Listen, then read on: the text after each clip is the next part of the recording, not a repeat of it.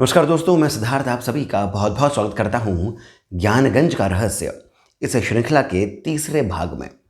यदि आप इस चैनल पर पहली बार आए हैं, इस श्रृंखला में इस वीडियो को आप पहली बार देख रहे हैं, तब भी आप इस वीडियो को अंत तक देख सकते हैं, क्योंकि भले ही ये तीसरा भाग है, हमारी हर एक एक एपिसोड में हमने कई सारी नई बातों को जाना है, कई सारे नए चमत्कार, नए रहस्यों को हमने समझने की चेष्टा करी है। तो आप निसंकोच इस वीडियो को अंत तक देख सकते हैं। परंतु फिर भी कुछ बैकग्राउंड मैं आपको देता हूँ कि पद्म विभूषण पंडित गोपीनाथ कविराज जी काशी में मिलते हैं एक बहुत ही पहुँचे हुए सिद्ध महापुरुष से, जिनका नाम था राम ठाकुर जी। कई दिनों तक राम ठाकुर जी से मुलाकात चली, कई सारी बातें हुई, जिसमें राम ठाकुर जी ने गोपीनाथ जी और उनके कुछ और मित्रों को बताया अपनी हिमालय की यात्रा के बारे में। वो यात्रा जो राम ठाकुर जी ने करी थी अपने गुरु श्री अनंग देव जी के साथ। पहले के जो 2 एपिसोड हैं उसमें हमने इसी यात्रा से जुड़े हुए इनके प्रसंगों को सुना था। और जो आज का वीडियो है ये बहुत ही रोमांचकारी होने वाला है, क्योंकि इसमें कुछ ऐसी बातें आपको सुनने को मिलेंगी जो शायद आपने पहले कभी भी नहीं सुनी होगी। और एक अन्य सिद्ध आश्रम के बारे में मैं आपको बताऊंगा, जो ज्ञानगंज की तरह होकर के भी इससे इतर है। क्या आपने सुना है कोई और सिद्ध आश्रम जो ज्ञानगंज से इतर हो? इस वीडियो को अंत तक देखिए, बहुत ही इंटरेस्टिंग होने वाला है। राम ठाकुर जी अपने गुरु श्री अनंग देव जी के साथ चलते ही जा रहे थे हिमालय की उस अनंत यात्रा पर। कितने ही पहाड़, कंदराएं, अरण्य, नदियां उन्होंने पार करी, कितने ही अद्भुत आश्रम उन्होंने देखे। और इस यात्रा में उनके साथ में जो जो अनुभव हुए, जो जो दृश्य उनके सामने दृष्टिगोचर हुए, उनके बारे में बताते हुए श्री राम ठाकुर जी ने ही गोपीनाथ जी को ये बात कही थी कि ये उसी स्थान पर है जिस स्थान पर कितने ही यात्री कितने ही वर्षों से यात्रा करते रहे हैं, परंतु वो कुछ विरले ही होते हैं जिन्हें इस प्रकार के आश्रमों के साथ में इनके यहाँ पर, यानी इन आश्रमों में जाने का सौभाग्य प्राप्त होता है। ये आश्रम स्वयं को ऐसे व्यक्तियों के लिए दृश्य बना देते हैं। साधारण व्यक्तियों के लिए ये आश्रम वहाँ पर होते हुए भी नहीं है। ऐसी ही एक यात्रा पर राम ठाकुर जी ने बताया कि उनके गुरु के साथ चलते हुए बहुत दिन हो गए थे। फिर एक ऐसे जंगल में पहुंचे जहां पर उन्हें एक बहुत ही प्राचीन गुफा दिखी। उनके गुरु उनको लेकर के गए और गुफा से कुछ दूर आकर के दोनों रुक गए। इनके गुरु ने कहा कि पेड़ के पीछे जाकर के हम खड़े हो जाते हैं। इनके गुरु ने इन्हें बताया कि आज मैं तुम्हें एक महान सिद्ध का कायाकल्प होते हुए एक दृश्य दिखा रहा हूं। और ये जो कायाकल्प है ये कुछ विस्मयकारी होगा। आप इसको ध्यान से देखिएगा। बहुत ही कम लोगों को इस प्रकार के दृश्य देखने को मिलते हैं। इन्होंने देखा कि एक विशालकाय, अभी तक हमने जो पहले के भी 2 एपिसोड जो देखे थे उसमें ये सुना था कि जितने भी लगभग इन्हें व्यक्ति मिले हैं अलग अलग आश्रमों में या फिर बाहर भी कहीं पर तपस्या करते हुए, उन सभी की जो काया है बहुत ही विशाल है। इससे एक बात साबित होती है कि ये जितने भी योगी हैं ये बहुत ही युगों से इस धरा पर साधना कर रहे हैं, अपने उसी शरीर के साथ में जिसमें इन्होंने जन्म लिया था। अब यहाँ पर राम ठाकुर जी ने देखा उस गुफा से, उस प्राचीन गुफा से बहुत दूर खड़े होकर के एक पेड़ के पीछे से कि एक साधु, बहुत ही विशालकाय साधु धुनी लगाकर मंत्रों का जाप कर रहे हैं।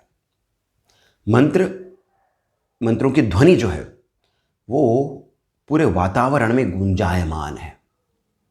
और मंत्र इस प्रकार के हैं कि इतनी दूर से भी इन्हें जो अस्पष्ट मंत्र सुनाई दे रहे हैं, उससे इनका मन पवित्र सा होता जा रहा है। उन मंत्रों में कुछ इस प्रकार का आकर्षण है। इन्होंने देखा कि वो जो साधु हैं वो तेजोमय हैं और उनके जो मंत्र हैं वो उग्र रूप से वो उनका उच्चारण कर रहे हैं। तभी इन्होंने देखा कि कहीं से एक सर्प, एक नागराज इन साधु के समक्ष आकर के उपस्थित हो गए। और जो ये सर्प है काफ़ी बड़े हैं। ये सर्प हैं, ये उस विशाल अग्नि जो धुनी उन्होंने जला करके रखी थी, वो जो विशाल अग्नि यज्ञाग्नि थी, पहले तो इस सर्प ने उस यज्ञाग्नि के इर्द गिर्द चारों ओर एक चक्कर लगाया, बड़ा सा एक चक्कर लगाया और फिर वो साधु के पास में जाकर के रुक गया। साधु ने तुरंत ही, पलक झपकते ही उस सांप को पकड़ करके उस यज्ञाग्नि में डाल दिया।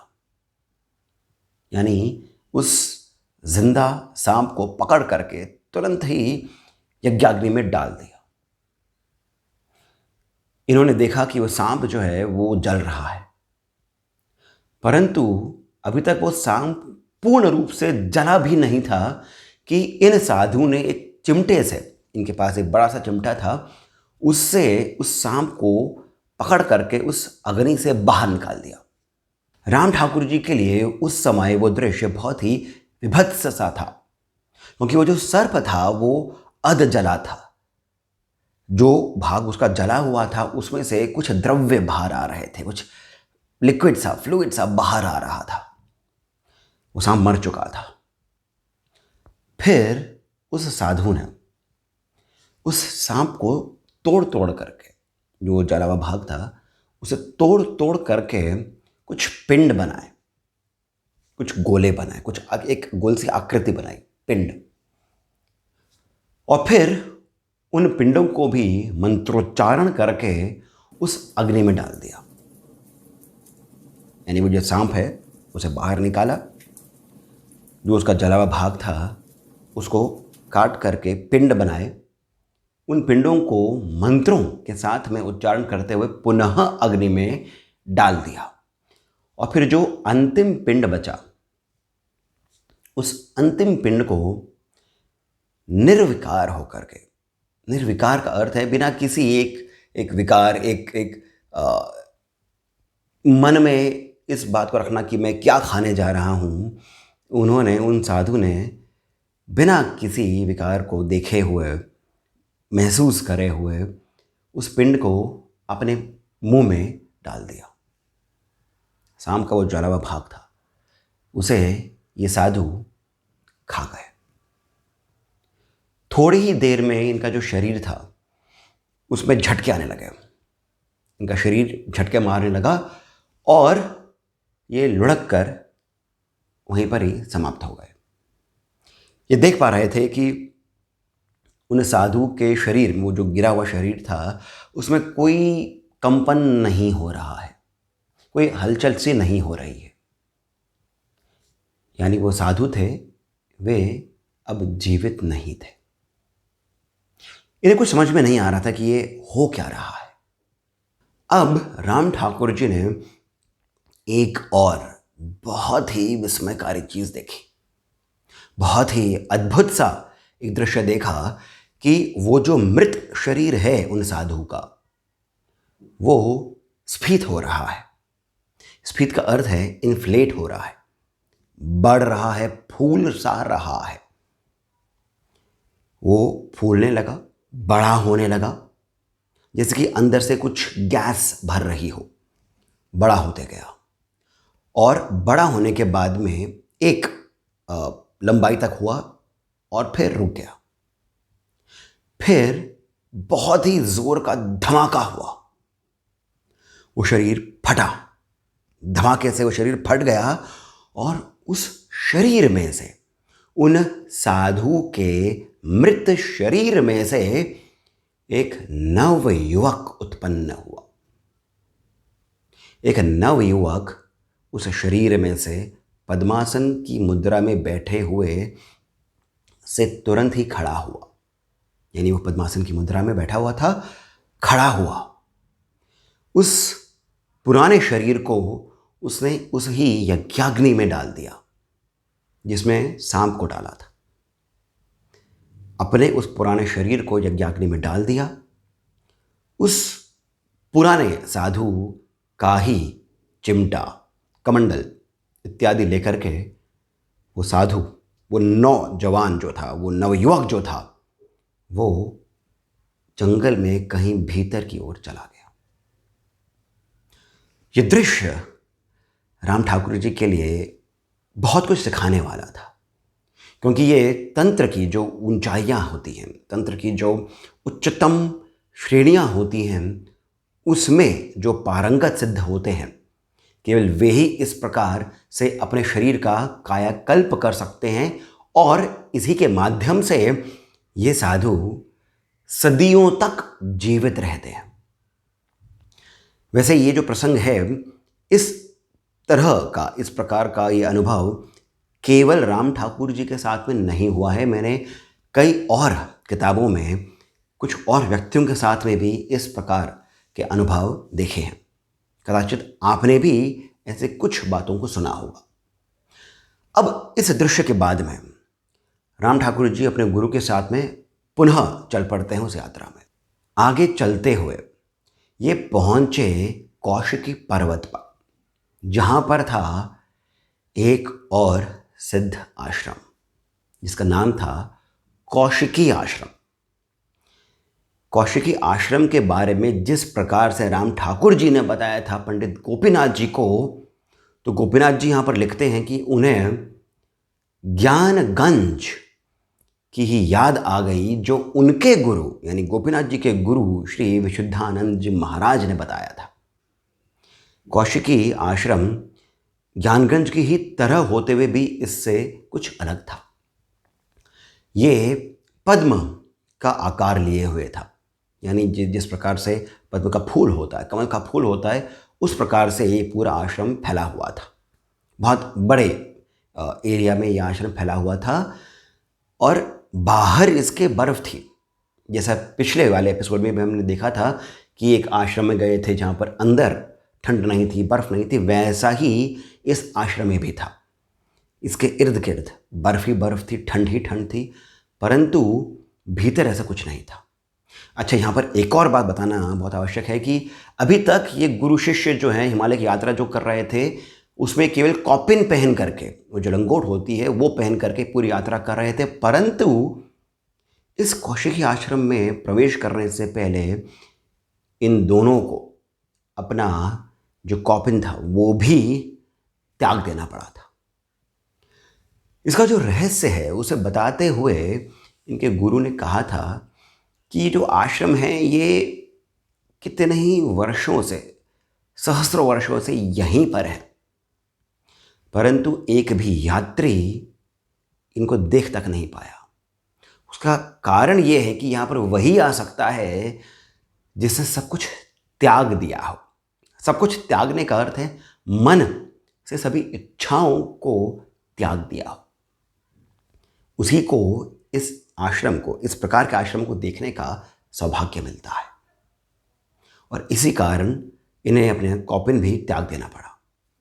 जब ये भीतर गए उस आश्रम के, तब देखा इन्होंने कि केवल शिलाएं हैं, पत्थर ही पत्थर हैं, बड़े बड़े से पत्थर हैं, परंतु उन पत्थरों के बीच में से बहुत ही सुंदर फूल देने वाले पौधे निकल रहे हैं। ऐसे फूल जिनका रंग धरती पर कहीं और देखने को नहीं मिलता, सुगंधित पुष्प। फिर उन्होंने देखा कि कई साधु ध्यान की मुद्रा में ध्यानमग्न हैं, पंक्तियों में, यानी वो पंक्तियां लगा करके, वे जैसे 10-10 की पंक्ति, जैसे क्लासरूम में बैठते हैं उस प्रकार से कई सारे साधु बैठे हुए हैं और ध्यान मग्न हैं। फिर इन्होंने देखा कि 13 शिलाएं हैं। उन 13 शिलाओं पर 10 साधु, विशालकाय साधु ध्यान मग्न बैठे हैं। ये जो दिख रहे थे वैसा देखने पर प्रतीत हो रहा था कि बहुत ही वर्षों से इस मुद्रा में है, परंतु इनकी आत्मा इनके शरीर में नहीं, क्योंकि इनकी गर्दन झुक गई थी। हाथ जो थे वे घुटनों से लुढ़क चुके थे। शरीर मुरझाया हुआ सा था। ऐसे 10 महात्माओं को इन्होंने देखा। तो 13 शिलाओं पर 10 थे, 3 शिलाओं पर कोई नहीं था। इसमें इनके गुरु ने कहा कि ये जो तीनों हैं ये अभी इस समय धरती पर हैं और अपने कुछ कर्तव्यों का पालन कर रहे हैं। यहां पर राम ठाकुर जी ने यह भी बताया था कि वो जो पंक्तियों में जो साधु बैठे हुए थे, जो ध्यान मग्न थे, वे सब भी इतने विशाल काय थे कि ये धरती पर बैठ करके, पद्मासन की मुद्रा में बैठ करके भी इनका शरीर इतना विशाल था कि राम ठाकुर जी खड़े होकर के जब इनके सामने गए थे तब इनके कंधे राम ठाकुर जी से भी ऊंचे उठे हुए थे। यानी यदि ये खड़े हो जाते तो राम ठाकुर जी इनके शायद कमर तक भी नहीं आते। इतने विशाल काय ये सभी जो संत थे ये थे। और इन सभी की आंखों में तेज था। आंखें बंद थी, परंतु फिर भी प्रकाश इन सभी के उन गड्ढों में से निकल रहा था।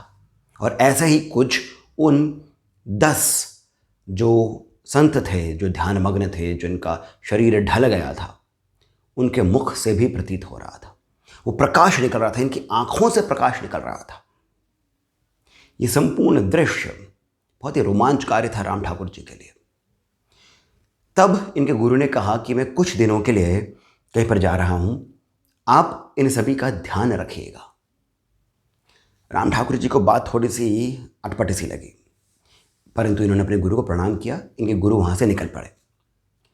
अब इनके गुरु ने कहा है कि आप यहाँ पर रहकर इनका ध्यान रखिएगा, तो इन्होंने सोचा कि मैं कैसे ध्यान रखूँगा। तो ये क्या करते थे कि प्रतिदिन ये उस आश्रम के बाहर जाते, कुछ फल इत्यादि तोड़ करके इन सभी के लिए, इन सभी जो 10 महात्मा थे, इनके सामने रख देते। अब यहाँ पर एक बहुत ही रहस्यमय बात होती थी। ये जो भी फल ला करके रखते थे, अगले दिन उन सभी फलों में से कुछ कुछ भाग खा लिया गया होता था। इससे हमें एक बात और मालूम चलती है कि भले ही ये जो सिद्ध जन हैं किसी और लोक में होंगे या फिर ये हमारे ही लोक में रह करके कहीं और पर विचरण कर रहे होंगे, यदि आप इनके उस मंडल में, इनका जो प्रभा मंडल होता है, उस मंडल में हैं, जो मैंने पहले भी एक किसी वीडियो में बताया है कि जैसे देवताओं का मंडल होता है जिसमें आप जब मंत्रों का उच्चारण करते हैं, आपकी साधना के कारण आप उस मंडल में प्रवेश कर सकते हैं, उसी प्रकार इन गुरुओं, इन साधुओं के साथ में भी होता है। इनका भी अपना एक मंडल है। यदि आप इनके उस मंडल में हैं तो सत्य माने, आवश्यक नहीं है कि ये महात्मा, ये गुरु आपके सामने प्रत्यक्ष रूप से रहे। इनकी दृष्टि आप पर रहती ही है। और इसी प्रकार से गुरु जो होते हैं वे एक ही साथ, वो अमेरिका हो, लंदन हो, भारत हो, सभी पर, अपने सभी भक्तों सभी भक्तों पर ये अनुग्रह करते रहते हैं। अब जब इस प्रकार से ये फलों को रखते थे और उनका कुछ भाग समाप्त हो जाता था, ये इनके लिए एक प्रकार से सौभाग्य ही था कि इन्होंने कुछ अपने गुरुतुल्य महात्माओं को अर्पण किया और उन्होंने इसे ग्रहण किया। कुछ दिनों बाद इनके गुरुदेव श्री अनंग देव जी आए और फिर ये दोनों, राम ठाकुर जी और अनंग देव जी, उस आश्रम को, उस कौशिक आश्रम को छोड़ करके निकल पड़े पुनः एक और यात्रा पर। अब ये सब सुन करके गोपीनाथ जी के मन में कौतूहल हुआ और उन्होंने राम ठाकुर जी से पूछा कि ये कौशिकी आश्रम कहाँ होगा। इस पर राम ठाकुर जी ने कहा, ये मानसरोवर जो है, कैलाश जो है, उससे भी बहुत आगे है। बस इतनी सी बात कह करके गोपीनाथ जी ने अपना वो आलेख समाप्त किया था। दोस्तों, ये श्रृंखला तो चलती ही रहेगी, परंतु ये जो तीनों भागों में हमने जिस प्रसंग के बारे में बात करी, उसे हम यहीं पर विश्राम देते हैं। बहुत सारे रहस्य अभी खुलने बाकी हैं। बहुत सी बातें ज्ञानगंज और उसी से जुड़े हुए अन्य सिद्धाश्रमों के बारे में भी हम जानेंगे, और साथ ही साथ आने वाले वीडियोस में हम कुंडलिनी शक्ति, ध्यान, योग इत्यादि के गूढ़ रहस्यों को भी जानने की चेष्टा करेंगे। यदि आपको अभी तक ये श्रृंखला सुंदर लग रही है, ये वीडियो आपको सुंदर लगा है, इसमें बताई गई कथा आपको सुंदर लगी है, तो कृपया करके इस वीडियो को आप लाइक अवश्य करें, हमें सब्सक्राइब करना नहीं भूलें, और साथ ही साथ कमेंट सेक्शन में जो पहला कमेंट पिंड है वहाँ से पेटीएम, जीपे इत्यादि के माध्यम से जितना अधिक हो सके आप हमें श्री सहयोग अवश्य करें, बहुत प्रोत्साहन मिलता है। इसके साथ मैं सिद्धार्थ अब आप सभी से जाने की अनुमति लेता हूँ। धन्यवाद।